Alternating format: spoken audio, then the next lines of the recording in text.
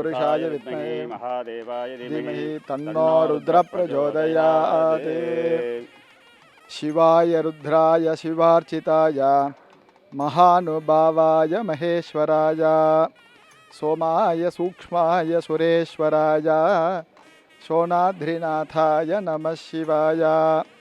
श्रीराम सौमित्र जटायुवेद षडाननादित्य कुजार्चिताय श्रीनीलकण्ठाय दयामयाय श्रीवैद्यनाथाय नमः शिवाय।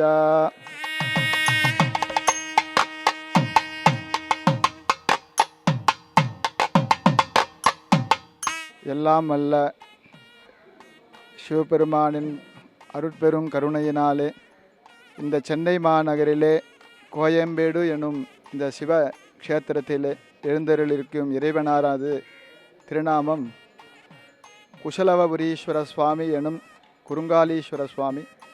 இறைவியார் தர்மசம்வர்தனே என்று அழைக்கப்படுகின்ற அறமுலர்த்த நாயகி. மடக்கு போல லிங்கம் இல்லை, குறுங்காலீஸ்வரர் என்ற பேரும் இல்லை என்றது இந்த தலத்துக்குடைய தனிப்பெரும் சிறப்பாகும். இறைவனுடைய திருமேனியானது மிரு குறுகிய திருமேனி. மடக்கு போல லிங்கம் இல்லைன்னு சொல்கிறது. மடக்குன்னா அகலே பெருசாக இருக்கும், அது மடக்குன்னு சொல்கிறது. அதை திருப்பி போட்டால் எப்படி இருக்குமோ அது மாதிரி சுவாமியுடைய பான அமைப்பானது அது மாதிரி இருக்கும். குறுங்காலீஸ்வரன்ற திருநாமமும் இறைவனுக்கு வேற எங்கேயும் இல்லாத ஒரு தனிப்பெரும் சிறப்பாகும். இறைவர் சுயம்பு க்ஷேத்திரம், மடகு பார்த்த சுயம்பு க்ஷேத்திரமாக இருப்பார். ராமருடைய பிள்ளைகளான குசலவர்கள் இத்தலத்திலே பிறந்து வளர்ந்ததாக ஐதீகம் சொல்லப்படுறது. வால்மீகி மகர்ஷி ஆசிரமமும் இங்கே தான் இருந்தது. சீதாதேவியும் இருக்கிறாங்க. அம்மா தான் சீதாதேவி, அப்பா ராமச்சந்திரமூர்த்தின்னு அவங்களுக்கு தெரியாது. வால்மீகி மகர்ஷி குசலவர்களுக்கு எல்லா வித்தைகளையும் சொல்லித்தரார். லோகத்தின் க்ஷேமத்துக்காக அஸ்வமேதியாக நடத்துகிறார் ராமர் அயோத்தியாவில். அந்த அஸ்வமேதியாக குதிரையானது திக்விஜயத்துக்காக எல்லா பக்கமும் வரும்பொழுது இந்த பக்கம் வருது. குசலவர்கள் அந்த குதிரையை அம்பினாலே வேலியிட்டு காத்துட்டாங்க. ராமபிரானுடைய மேலே இருக்கிற ஒரு கோபத்தினாலே அவருடைய அந்த அஸ்வமேதியாக குதிரையை இங்கே கட்டி போட்டுடுறாங்க. ராமர் தேண்டு வரார். தேண்டு வர்றது அப்பா பிள்ளைன்னு தெரியாமல் குதிரைக்காக போரிட்டுக்கிறாங்க. போர் முடிகிற தருவாயினில் தான் தெரியுது நம்ம பிள்ளைகள் அப்பான்னு தெரியுது லவகுஷாவுக்கு. தெரியாமல் செஞ்சாலும் பாவம்தான். அந்த பாவத்தை எப்படி சுவாமி நாங்கள் போக்கிக்கிறது அப்படின்னு அவங்க குருவான வால்மீகி மகரிஷிகிட்ட கேட்குறாங்க. சைவத்தின் மேல் சமயம் வேறில்லை, அதில் சார் சிவமாம் தெய்வத்தின் மேல் தெய்வம் தேடினும் இல்லை. சிவபெருமானுக்கு மேலே வேறு யாரும் கருணையான கடவுள் கிடையாது. அதனால தான் முக்கோடி தேவர்கள் எல்லாருமே நித்தியமே சிவ பூஜை செய்கிறாங்க. அதன் பேரில் சிவ வழிபாடு செஞ்சால் எந்த பாவமும் நிவர்த்தி ஆகும்னு வால்மீகி மகர்ஷி சொல்கிறார். அதற்கிணங்க இத்தலத்திலே இறைவனை குசலவர்கள் வழிபாடு செய்கிறார்கள். செய்து அவருடைய தன் பாவத்தை நிவர்த்தி செஞ்சுக்கிறாங்க. குசலவர்களால் ஆராதிக்கப்பட்டதுனால இத்தலத்து இறைவர் குசலவபுரீஸ்வரர்னு பெயரை பெற்றார். அம்பாள் தர்மசம்வர்தனி அப்படின்னு வடமொழியிலையும் தமிழில் தர்மசம்வர்தனி அறமலர்த்த நாயகின்னு சொல்லப்படுகிறது. அம்பாலும் சுவாமிக்கு வலது பக்கமாக வடக்க பார்த்து இருக்கிறதுனால திருமண கோலத்தில் இருக்கிறது ஐதீகம்.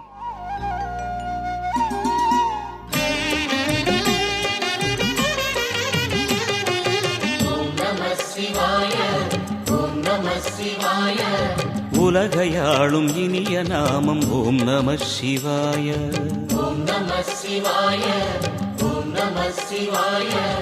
உணர்வையாளும் இதய கீதம் ஓம் நம சிவாய. அனல்முகநாதனே தினமுனை போற்றிடும் அருள் நிறை மந்திரம் ஓம் நம சிவாய.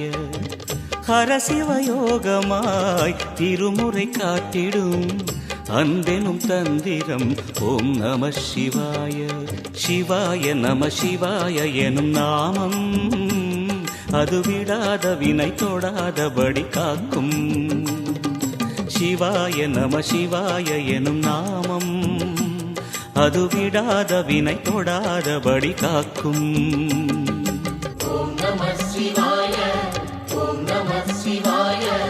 உலகையாளும் இனிய நாமம் ஓம் நம சிவாய.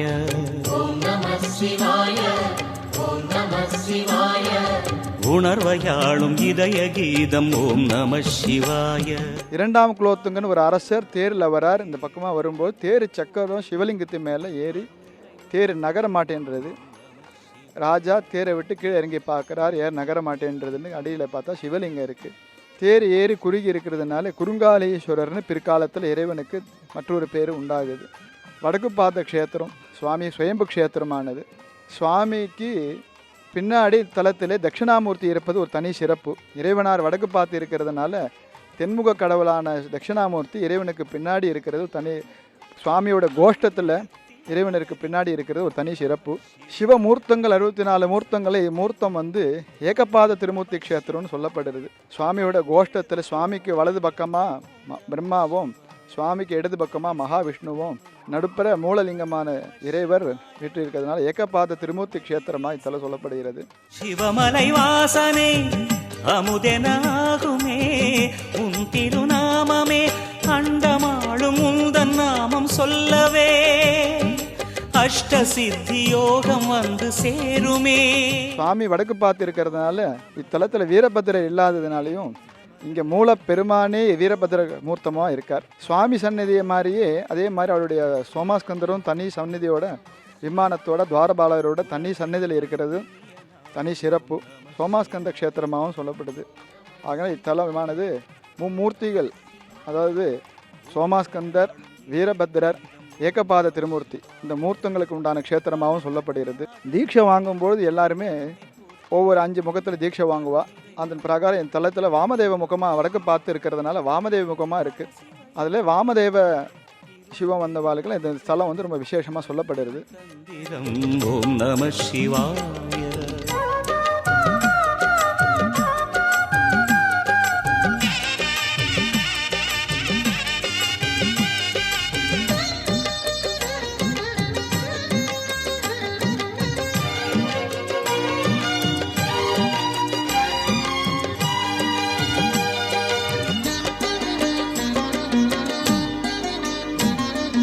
எந்த துன்பம் வந்த போதும் ஓம் நம சிவாய என்று சொல்ல துயரம் போக்கும் ஓம் நம சிவாய. எந்த துன்பம் வந்த போதும் ஓம் நம சிவாய என்று சொல்ல துயரம் போக்கும் ஓம் நம சிவாய. மந்திர கீதமாய் வந்தொலி செய்யுமே மாமலை உன்னையும் உருகிடச் செய்யுமே பஞ்சபூதம் எந்த நாளும் பேசுமே. கோவில் கட்டி 2500 வருஷம் ஆகுது. கோவிலுக்கு தானே தவிர இறைவனுக்கு காலம் சொல்ல முடியாது. மற்றொரு இது தலம் குடும்ப ஒற்றுமைக்காகவும் வம்ச விருத்திக்காகவும் மற்ற எல்லா நம்மளுடைய நியாயமான கோரிக்கைகள் அனைத்துமே நிறைவேறக்கூடிய ஒரு அற்புதமான ஸ்தலமாக சொல்லப்படுகிறது. உலகையாளும் இனிய நாமம் ஓம் நம சிவாய.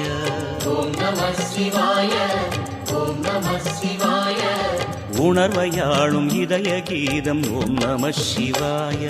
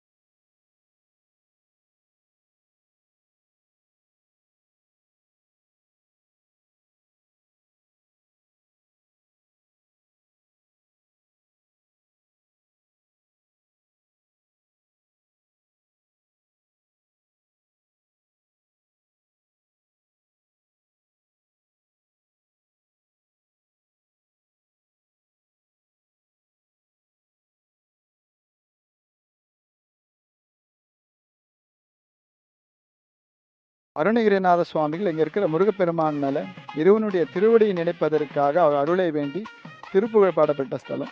ஆதவிதை பாதமுலை மாதிரியுடன் ஆரம்பித்து கோசை நகர் வாழ வரும் ஈசனடியார் நேசமுருகா அமரர் பெருமாளேன்னு இத்தலத்தை இறையில் இருக்கிற முருகப்பெருமானை பற்றி திருப்புகழ் பாடியிருக்கார். இறைவனுடைய திருவடியை நினைப்பதற்காக அருளை வேண்டி திருப்புகழ் பாடப்பட்ட ஸ்தலம்.